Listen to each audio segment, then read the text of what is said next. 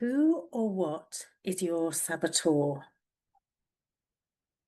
Is it somebody inside you or somebody outside of you, do you think? And is there a way to discover who or what that saboteur is? And that's what I'm going to talk about on this video. I'm Lucy. I'm a holistic peak performance coach and speaker.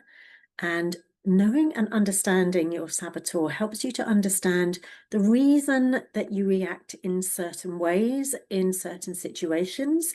And it can be the thing that's holding you back. It can be the thing that's stopping you from getting to where you want to get to. I took an assessment on this and discovered that there are 9 different saboteurs, and there are different levels at which they sabotage me. And so this is something I wanted to share. It's a really quick and easy way for you to discover it for yourself. Then not only to discover it, to learn the situations that you can put it into an effect in your life so that you make those changes and take action and implement. Because it's all very well taking an assessment, whatever that assessment might be, but if you don't make the changes suggested, if you don't implement those things, and usually that comes with the help of somebody and going through it with somebody, then nothing new is going to happen.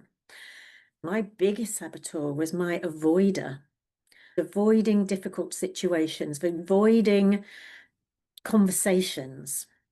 And the reason for that, for me, was because of not wanting to, I had this story going on in my head, not wanting to get upset, not wanting to get angry, because I felt that that's how this conversation would go. So the story in my head was, I am going to have a difficult conversation. This is what the other person is going to react like. We're going to get into this angry argument and this disempowering spiraling down and down and down. And so my avoider steps in and goes, oh, you don't want to do that. That doesn't feel good. And so let's not have that conversation.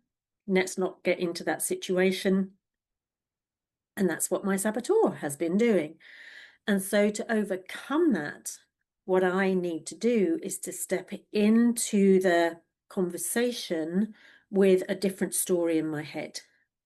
So that story is going to be one of, it's going to be a good conversation. It's going to be a peaceful, true, calm outcome. And it's going to be a win-win for both of us because we'll both understand, even if we still end up disagreeing with what the other one thinks, at least we'll understand what the other one thinks. And then we can continue on that relationship, however we find is going to be suitable. So that's one way for me to overcome the avoider, which is one of my biggest saboteurs. So then the other ones are being hypervigilant, being hyper rational, being a hyperachiever, being a pleaser, a people pleaser, want to please everybody.